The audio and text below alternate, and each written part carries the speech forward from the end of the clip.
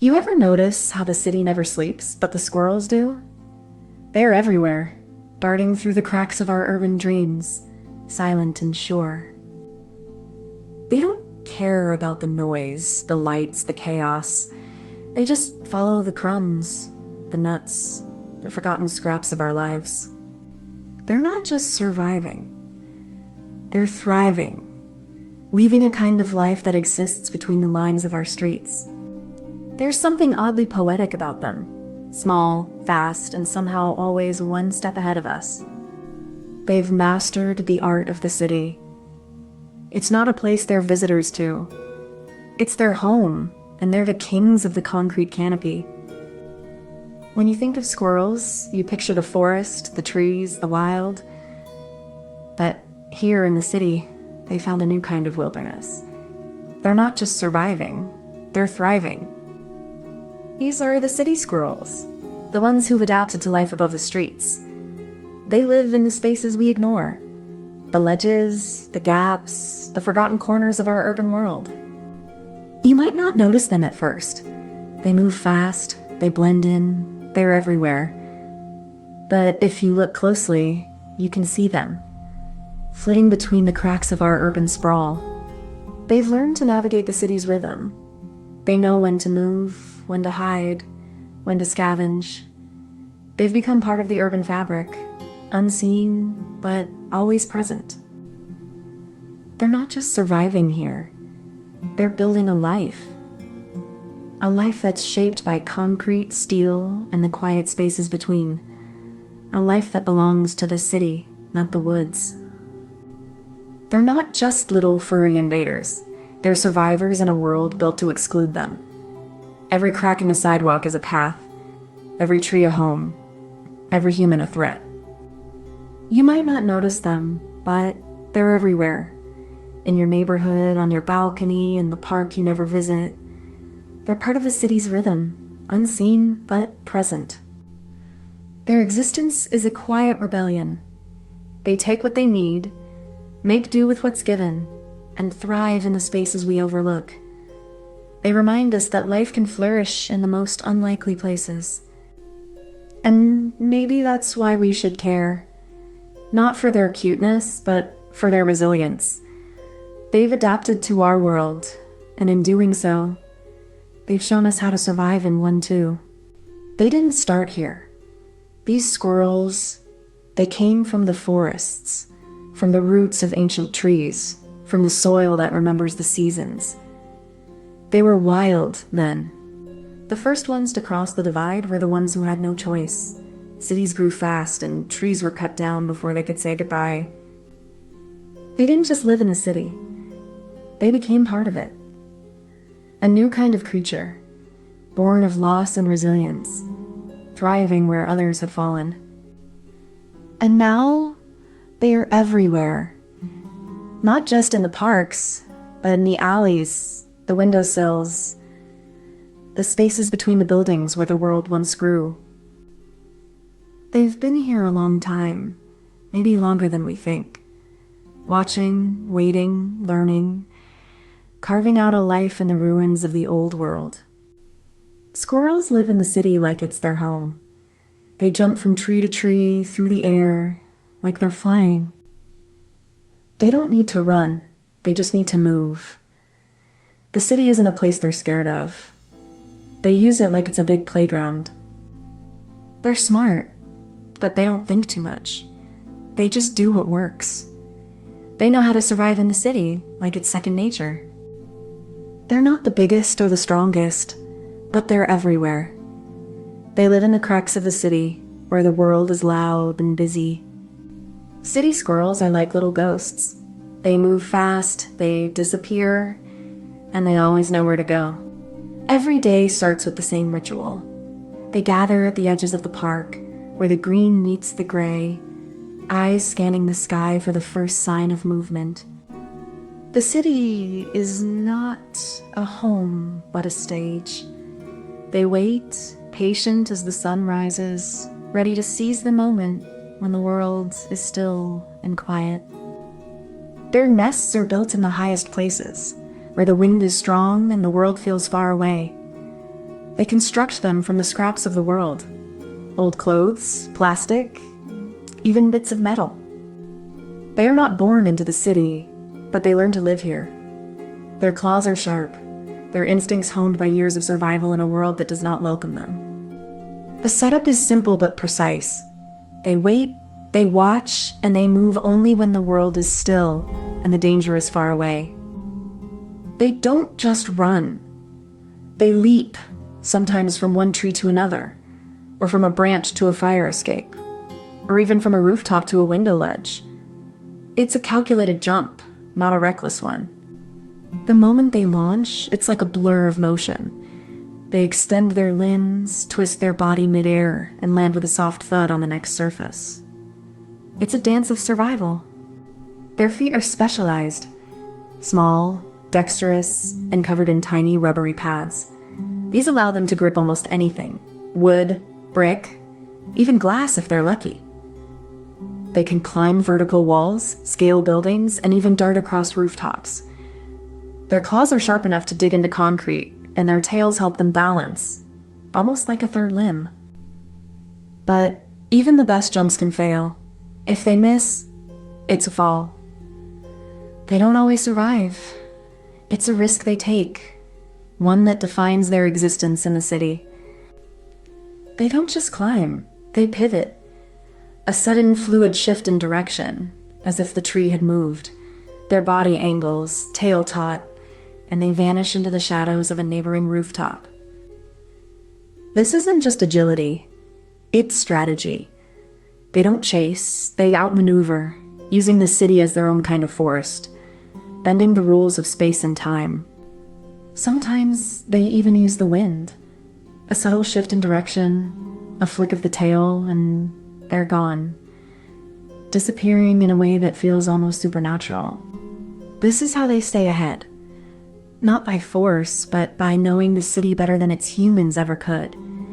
A dance of survival, hidden in plain sight. They don't just move, they adapt. And in the end, it's not about speed, but awareness. A squirrel in the city doesn't just climb, it survives.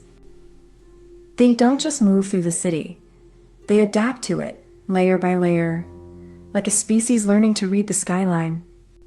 Their bodies are built for efficiency. Long claws, nimble paws, and a heartbeat that thrives in the rhythm of urban life. They've evolved to navigate a world that's never still, where danger lurks in the form of cars, humans, and the ever-present sky. Every jump is a calculation. Every movement a survival tactic honed over generations in the urban wild. They are more than just animals. They are the quiet architects of the city's unseen ecosystem, thriving where we barely notice. We're not that different from them, really. Both of us are trying to survive in a world that doesn't always make sense. We build our lives around the edges of chaos, always one step ahead of the next crisis, always looking for the next handout. We're both masters of our own little worlds, building empires out of crumbs and scraps, surviving by instinct and habit. In the end, we're just two species trying to make it through the day, one with fur, one with skin, both chasing the same kind of survival. Comment this emoji if you made it to the end. There's a city that never sleeps, but beneath its surface, a different kind of life thrives. In the silence between sirens and footsteps, shadows move with purpose. They don't need the light, not really. They move where the world forgets to look, in the cracks and crevices where humanity leaves its waste behind. They are not just animals. They are the quiet witnesses to the city's decay, the ones who survive where we fail to understand. In the city's pulse, they are the unseen rhythm, the steady, relentless beat beneath the noise. They live in the silence, and the silence is theirs. This is their world, not ours. But it's a world we can't ignore. It's a world that never sleeps, and it always has been. They don't ask for a place, they just take it. In the cracks between the buildings, in the silence of the abandoned, they wait. No one sees them, but they are always there. They're not just animals. They're survivors, shaped by the cold, the rot, the indifference of the city. They've learned the rules of the streets better than most of us ever could. They don't care about borders, about walls, about the lines we draw. They move through the city like ghosts, unseen, unspoken, yet ever present in the dark. They live where we fear to tread, in the places we forget, the spaces we abandon. And in those places, they thrive. Not because they're strong, but because they are relentless.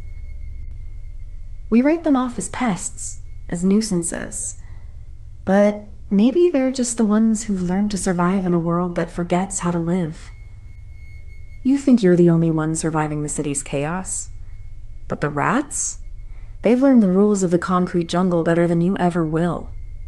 They don't waste energy on pride or politics. They just exist, adapt, survive, and outlive the noise of human greed and neglect. Every time you walk past a trash bin, you're part of their ecosystem. You're feeding them, shaping their world, and they're shaping yours in ways you'll never see. They're not pests, they're survivors. And in a world that forgets the forgotten, they're the only ones who remember how to live. If you ever feel alone in the city, look for them. They're the ones who learned how to live in the shadows, and they mastered it. In the ruins of ancient Rome, rats scuttled through the crumbling stones, feasting on the bones of the forgotten. They were the first to know when the empire's breath had faded. During the Black Death, they became both pests and symbols, carriers of plague, yet also the only creatures that survived the chaos. They moved in silent packs, unseen, unshaken. In the 19th century, factories and slums birthed new kinds of rats, stronger, bolder, more cunning. They thrived where humans failed, adapting to the stench and steel of the urban nightmare. As cities grew, so did the rats. They burrowed beneath streets, living in a world unseen, untouched by the hands that built above. They were the true architects of the underground. Today, they still move in the shadows, unseen and unchallenged. They remember when the world was wild, and they carry its secrets in their silent, endless scurrying. Rats are like the quiet ghosts of the city. They don't talk, they don't ask for anything, but they're always there, moving through the dark. They live where we forget to look, in the trash, in the walls, in the silence between the sounds of the city. When the city sleeps, they don't. They move, they watch, they remember. They are not monsters. They are just trying to stay alive in a place that forgets to care. We don't see them, but they see us, and they're still here, in the dark, waiting. The city breathes in concrete and steel, but beneath its surface lies a world of quiet desperation. It's not the buildings that hold the rats, but the cracks between them, where the light doesn't reach and the silence grows thick. They don't wait for the chaos. They live in it. The city doesn't build for them, but they find a way to nest in the detritus of human life, among the trash, the broken, the forgotten. The city is a machine, and they are its quiet parts, moving, eating, surviving. They don't need permission to live here, they just need the chance to stay. This is where it begins, not with a roar, but with a flick of a tail, a sniff in the dark, and the slow, sure steps of a creature that has learned to live where others have forgotten. They dig with their front claws, pressing into the earth like a whisper in the dark. Each movement is a silent promise, a promise to survive in a world that forgets them. The tunnels are their highways, their lifelines, carved in darkness with the precision of a predator who knows no fear, no limits. Their bodies are built for this life, lean, agile, a heart that beats with the rhythm of the city's pulse, never slowing, never stopping. They don't just live in the shadows. They are the shadows, the breath of the city, the weight of its forgotten corners. This is their world, their design, their survival. Not a choice, but a truth. They are the architects of the underground, the silent rulers of the unseen. They don't just scurry, they map. With a flick of their whiskers, they read the walls, the cracks, the breath of the city. Every shadow is a path, every noise a warning. They use the city like a labyrinth, not to escape, but to outmaneuver. Their minds are sharp, their instincts ancient, and their survival is a silent, unspoken language. They don't just follow the food, they follow the fear. The city is their home, and the humans are just another layer of the walls they've learned to ignore. They don't fight for dominance. They adapt. They learn. They survive by becoming invisible, by becoming part of the silence, the shadow, the forgotten. And in that quiet survival, there is a kind of poetry. They are not monsters, not villains. They are survivors, writing their own story in the cracks of a world that forgets them. The rats are not just survivors. They are engineers of the unseen. Their tunnels, a labyrinth of bone and instinct, hum with the weight of 1,000 silent choices. They thrive where we falter, adapting to the cracks in our cities with a precision that outshines our own urban planning. Their bodies are maps, etched by time and survival. In their world, survival is not a choice. It is a rhythm, a pulse, a silent scream echoing through the concrete and the sewer. They are the pulse of the city, unseen, but never absent. They are the ghosts of our cities, living in the spaces we forget, breathing in the dust of our failures. Their existence is a reminder that even in the darkest corners, life persists. To understand them is to understand the raw, unfiltered truth of urban life, where survival is not a privilege, but a necessity, and where the shadows are not empty, but full of life. We are the rats in the shadows, not because we're cruel, but because we're survivors. We don't ask for pity, we don't beg for understanding. We just keep moving, even when the walls are closing in. The city is a beast, and we are its forgotten teeth. We gnaw through the rot, not to destroy, but to endure. We don't seek glory. We don't seek peace. We just want to live one more day. They call us pests, but we are more than that. We are the silent architects of the city's skeleton. We build our homes in the cracks, we navigate the tunnels, and we survive the storms of human indifference.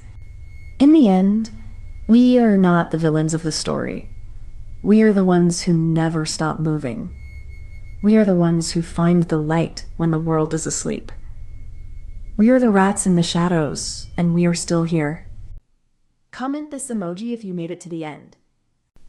In the heart of the city, where concrete meets sky, there's a quiet revolution happening. Amid the noise, nature finds a way to whisper, and birds are its messengers. These aren't just birds. They're survivors, adapting to a world that doesn't always welcome them. They're not just flying through the air. They're navigating a labyrinth of human activity. This is a story about resilience, about the unexpected ways nature persists. It's about the quiet magic of birds finding home in the urban jungle, where they're not just surviving, they're thriving. In the next part, we'll explore how these parks are more than just spaces for humans to relax. They're ecosystems in miniature, supporting life that we often overlook. So what exactly are we talking about?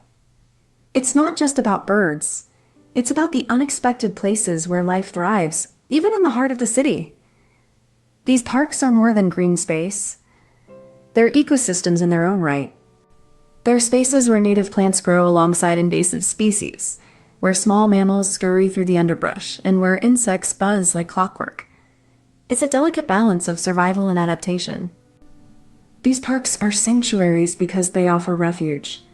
They're safe zones for animals that have nowhere else to go, where they can feed, rest, and raise their young without the threat of human interference. But they're also fragile. A single development project, a mismanaged cleanup, or even a shift in climate can change everything. These spaces are not just for people, they're for the wild too. So when we talk about city parks as wildlife sanctuaries, we're talking about more than nature in the city.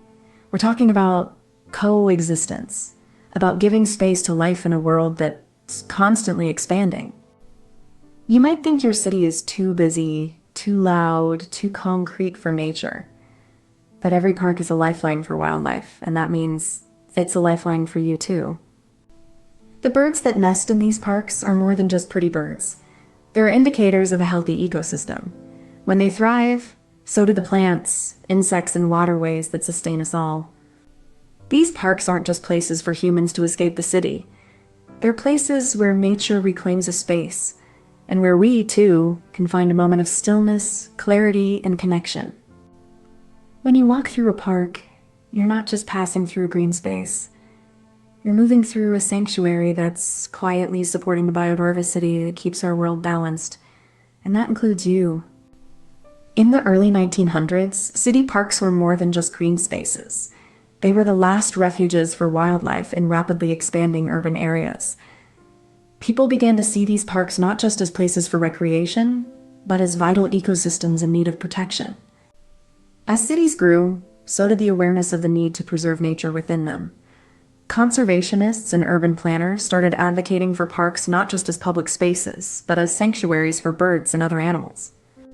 The 1960s and 1970s saw a surge in environmental awareness, leading to the creation of more parks and the introduction of wildlife conservation efforts within urban landscapes. Cities began to recognize their role in protecting biodiversity. Today, these parks are not just places of beauty. They are ecosystems teeming with life. They serve as crucial habitats for birds that have adapted to city living, finding food, shelter, and breeding grounds in places we once thought were inhospitable. The history of city parks as wildlife sanctuaries is a story of resilience, adaptation, and human responsibility. Every tree, every bird, and every park is a thread in the fabric of urban ecology. Imagine a park where trees whisper secrets and birds sing songs only they can hear. It's not just a place to play. It's a home for wild animals. City parks are like magic boxes. Inside, you'll find animals that live far away from people, hiding in the green. Even in the busiest cities, nature finds a way to stay. Parks give animals a place to rest, eat, and be safe from the noise and smoke of the city. So next time you're in a park, listen carefully. You might hear the birds singing, the leaves rustling, and the quiet heartbeat of a hidden world. The first step in creating a wildlife sanctuary in a city park is thoughtful planning. It starts with understanding the existing ecosystem and identifying what needs to be preserved or restored. Planners often begin by mapping out habitats, water sources, and migration routes. These elements are essential for sustaining the wildlife that already calls the park home. Next, they consider what kind of wildlife the park can support. Some areas may be designed to attract birds of specific species, while others might focus on insects or small mammals. Every decision is made with the long-term health of the ecosystem in mind. This means avoiding invasive species and using sustainable materials to build structures like birdhouses or nesting platforms. The setup phase is about more than just building. It's about creating a safe, thriving space where nature and city life can coexist in balance. Once the park is designated, the next step is to create safe habitats. This means removing invasive species and introducing native plants that provide food and shelter for birds. Native plants are the foundation of these ecosystems, offering nectar, berries, and seeds that support the entire food chain. Without them, birds would struggle to find sustenance. These parks also require water sources. Ponds, Bird baths and small streams provide essential hydration and reflect the sky, creating natural mirrors that birds use for navigation. Finally, the park must be maintained with care, monitoring wildlife activity, cleaning feeders, and ensuring that human visitors respect the space without disrupting the birds' natural behaviors. This careful balance ensures that the park isn't just a place for people, but a thriving sanctuary for birds, where they can live, breed, and flourish in the heart of the city. But what makes these spaces truly special is the way humans and nature coexist in subtle, intentional design. City parks aren't just green spaces. They're carefully crafted ecosystems where every tree, path, and pond serves a purpose beyond aesthetics. Park planners often use native plants and natural water sources to encourage biodiversity. These elements provide food, shelter, and breeding grounds, turning city parks into thriving habitats that support a wide range of wildlife. In many cases, these parks also include hidden nooks and shaded areas that protect animals from urban disturbances.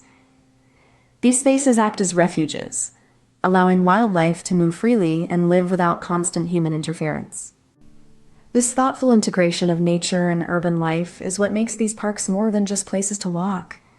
They are living, breathing sanctuaries that remind us how much we can still preserve in the city. And in doing so, they offer a rare kind of connection, one where humans and animals share the same space, not as intruders, but as cohabitants in an evolving, shared world. The science of it all starts with something simple: green space. Urban parks, despite their size, act as islands of biodiversity in a sea of concrete. These patches of nature provide the basic elements that birds need to survive: food, shelter, and space. Researchers have found that even a single tree can host dozens of bird species. These trees become critical habitats, offering nesting sites and a place to forage. The more trees, the more birds can thrive. Studies have shown that birds in city parks often adapt to urban environments. Some species change their songs to be heard over traffic noise. Others shift their diets to include more human food. These adaptations make them more resilient to urban life. But resilience has its limits. As cities grow, parks face pressures from development, pollution, and climate change. The survival of bird species in these spaces depends on how well we protect and maintain these sanctuaries. So, the science is clear. City parks are more than just places for people to relax. They are vital habitats that support life in all its forms. And by protecting them, we're protecting the birds that call our cities home. So here's the thing. A city park isn't just a green space. It's a living, breathing ecosystem. And like a bird, it's a creature of habit, finding its way through the noise and chaos of the city, seeking out the quiet corners where it can thrive. Just as a bird builds its nest in the branches, a park builds its community in the hearts of its visitors. It's not about perfect order, but about finding refuge, just like a bird finds its own. In the end, both birds and parks are survivors. They adapt, they persist, and they bring a kind of peace to the chaos. They remind us that even in the middle of the city, there's still room for wildness. So next time you walk through a park, think of it not just as a place to relax, but as a sanctuary. A tiny island of life in a sea of concrete, just like a bird finds its way home. Comment this emoji if you made it to the end. There is a quiet tension in the city, a hum beneath the pavement where wild things still live, unseen and unacknowledged. We build, we expand, we forget the edges where nature lingers, waiting, watching, adapting to our pace. Humanity and the wild are not so far apart, just a few steps over a fence, or a few decades of progress. Coexistence isn't a choice. It's a necessity, a fragile balance between our world and the world that never left us. This is not just about survival. It's about remembering where we came from and how far we've strayed. So, what exactly are we talking about? It's not just about animals and cities. It's about the collision of two worlds, human progress and the ancient rhythms of nature. We've built cities, but we've also encroached on the spaces where wild things live. Every day, we see them.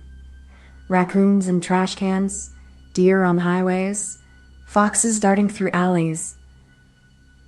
But these are not random encounters. They're signs of a deeper imbalance, of a world that's been forced to adapt to our presence. We're not just building cities. We're changing the rules of survival. Some species adapt, some retreat, some vanish. The question is, who gets to define what's natural, and who gets to decide where they belong? Human-wildlife coexistence isn't a fantasy. It's a challenge, a responsibility, and a choice. It's about seeing the wild not as something to be conquered, but as something that lives alongside us in ways we may not always understand. You may not notice it, but every time you walk through a park or cross a street, you're sharing space with wild animals. They're not just surviving. They're adapting, struggling, and sometimes losing ground in a world that was never meant for them. These animals are not invaders. They're here because they have to be. They're part of a fragile ecosystem that's being stretched thin by our choices, our growth, and our indifference. There's a sense of loss in watching animals struggle to exist alongside us. A loss of space, of safety, of a world that once was theirs. We have the power to change that. This isn't just about animals. It's about our responsibility. Every time we make space for wildlife, we're making space for ourselves to live with more than just concrete and steel. We built our cities on the bones of ancient forests, and in doing so, we erased the memory of the wild. The first cities were not just places of stone and mortar, but of displacement and survival. The early settlers brought their livestock, their crops, and their fear of the unknown. They tried to tame the landscape, not realizing that the land itself was alive and resisting. In the 19th century, the idea of nature became a luxury. Parks were built as islands of green in the middle of cities, but they were never meant to be homes for the wild. They were museums. By the 20th century, the scale of destruction had grown so vast that the wild was no longer a presence. It had become a memory, a myth, a warning in the rearview mirror of progress. And yet, even as we built our world apart from nature, the wild found its way back. It slipped through the cracks of our cities, returning in silence, in defiance, in survival. Imagine a world where the trees whisper to you, and the animals share your space, not because they're asked, but because they learn to live beside you. It's not about making them fit into your world, but finding a way for both of you to share the same space without one pushing the other away. It's not always easy. Sometimes the ground is hard and the path is unclear. But when you take one step, it makes the next one possible. Coexisting isn't about perfection.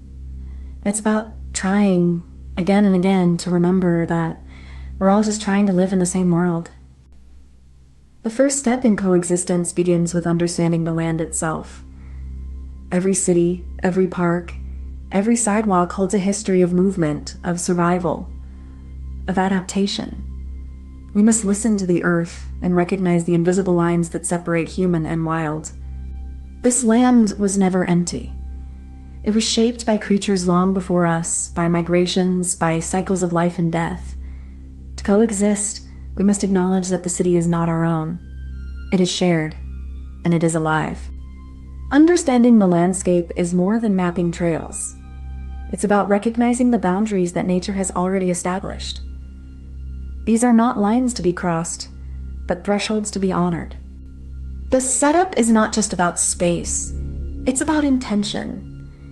It's about choosing to see the world not as a place to conquer, but as a place to share. This is the beginning of a conversation, one that requires patience, humility, and a willingness to change. The first step is awareness, but awareness alone is not enough.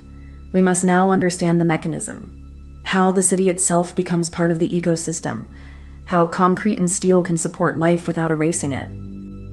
Urban planners and ecologists work together to create green corridors, green roofs, and wildlife crossings, spaces where nature is not resisted, but integrated into the fabric of the city. The clever twist isn't just about coexistence. It's about rethinking the boundaries we've drawn between nature and civilization. We've built cities to exclude the wild, but what if we built them to include it?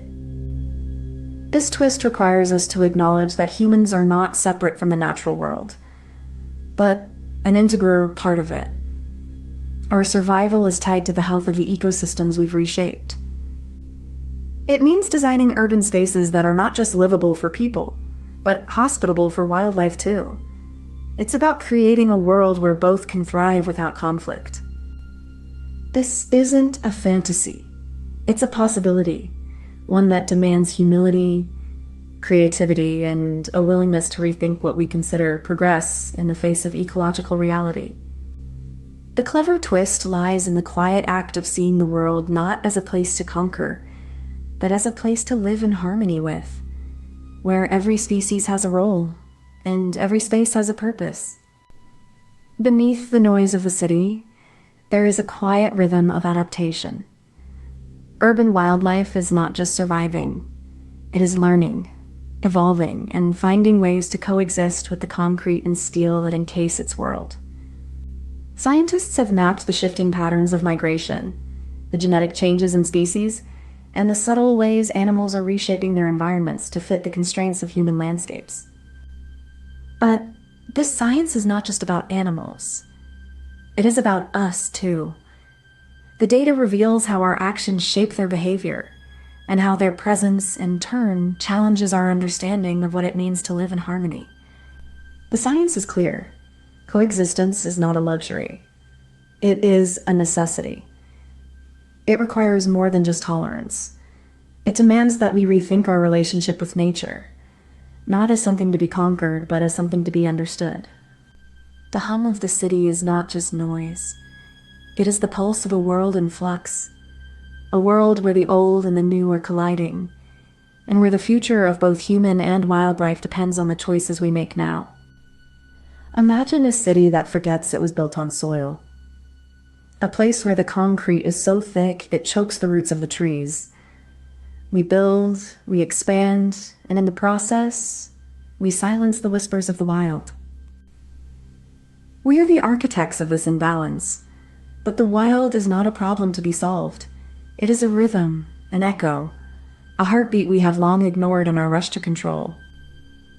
The city is not a cage. It is a collision of worlds, a place where humans and wildlife are not enemies, but co-conspirators in a shared fragile ecosystem. To live in harmony is not to erase the wild, but to let it exist in the spaces we have made. It is not about purity, but about presence. In the end, the balance is not a perfect equation. It is a dance, one where both sides must move, not to dominate, but to coexist in a shared, uncertain future. Comment this emoji if you made it to the end.